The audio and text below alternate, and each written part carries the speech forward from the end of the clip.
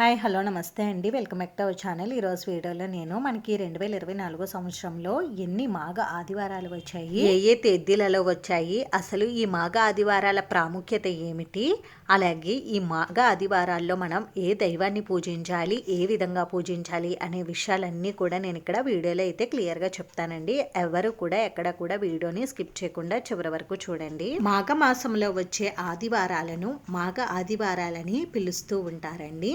మాఘమాసంలో వచ్చే మాఘ ఆదివారాలు చాలా ముఖ్యమైనవండి. ఈ మాఘ ఆదివారాలలో ముఖ్యంగా సూర్య భగవానుడిని పూజించాలండి. సూర్య భగవానుడికి ఇష్టమైన వారం ఆదివారం, అలాగే సూర్య భగవానుడికి ఇష్టమైన మాసం మాఘమాసం కాబట్టి మాఘమాసంలో వచ్చే మాఘ ఆదివారాల రోజు సూర్య భగవానుడిని పూజించడం వల్ల మనకి లభించనిదంటూ ఏది ఉండదని పురాణాలు అయితే చెప్తున్నాయండి. ఈ మాఘ ఆదివారం రోజు నదీ స్నానం చేసి ఆ తరువాత సూర్య భగవానుణ్ణి పూజించి స్వామివారికి అర్ఘ్యం సమర్పించడం వల్ల స్వామివారి అనుగ్రహం పరిపూర్ణంగా కలుగుతుంది. అయితే మనకి ఇక్కడ ఈ 2024 సంవత్సరంలో మాఘ మాసంలో ఎన్ని మాఘ ఆదివారాలు వచ్చాయి అని అంటే మనకి ఈ 2024 సంవత్సరంలో 5 మాఘ ఆదివారాలు అయితే వచ్చాయండి. ఇప్పుడు ఈ ఆదివారాలు ఏ తేదీలలో వచ్చాయో తెలుసుకుందామండి. మొదటి మాఘ ఆదివారం 2024 ఫిబ్రవరి 11 ఆదివారం విద్యాతది రోజు అయితే వచ్చిందండి. రెండవ మాఘ ఆదివారం వచ్చేసి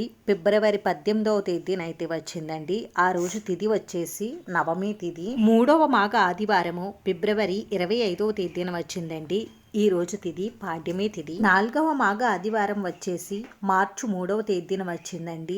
ఈ రోజు తిథి అష్టమి తిథి. ఇంకా ఆఖరి మాఘ ఆదివారము 5వ మాఘ ఆదివారం వచ్చేసి మార్చి 10వ తేదీన వచ్చిందండి. ఈ రోజు తిథి అమావాస్య. మాఘమాసంలో వచ్చే మాఘ ఆదివారాల రోజు కానీ లేదు అంటే రథసప్తమి రోజు కానీ సూర్య భగవానుణ్ణి తప్పకుండా పూజించాలండి. రథసప్తమి రోజు సూర్య భగవానుణ్ణి పూజించడం కుదరలేని వాళ్ళు తప్పనిసరిగా ఈ మాఘమాసంలో వచ్చే ఆదివారాలలో ఏదో ఒక ఆదివారం రోజు పూజించాలండి. ఈ మాఘమాసంలో వచ్చే మాఘ ఆదివారాల రోజు కానీ లేదు అంటే రథసప్తమి రోజు కానీ తప్పనిసరిగా గోధుమల దీపారాధన చేస్తే చాలా మంచిదండి. నేను నెక్స్ట్ వీడియోలో గోధుమల దీపాన్ని ఎలా పెట్టుకోవాలి అనేది చెప్తానండి. ఈ మాఘమాసంలో వచ్చే మాఘ ఆదివారాల రోజు కానీ లేదు అంటే మాఘమాసంలో వచ్చే రథసప్తమి రోజు కానీ సూర్య భగవానుని తప్పకుండా పూజించడం వల్ల మనకి విద్యాభివృద్ధి కలుగుతుంది, అలాగే సంతాన ప్రాప్తి కూడా కలుగుతుందండి. అలాగే ఆరోగ్యం సరిగ్గా లేని వారికి ఆరోగ్యం మెరుగుపడుతుంది, వ్యాపారం వృద్ధి చెందుతుంది, మనకి అన్ని పనులలో కూడా విజయం అనేది కలుగుతుందండి. అంతేనండి, చూశారు కదా మాఘ ఆదివారాల ప్రాముఖ్యత గురించి. ఈ వీడియో మీకు నచ్చితే లైక్ చేసి షేర్ చేసి సబ్స్క్రైబ్ చేసుకోండి. వీడియోని చివరి వరకు చూసినందుకు చాలా థ్యాంక్స్ అండి.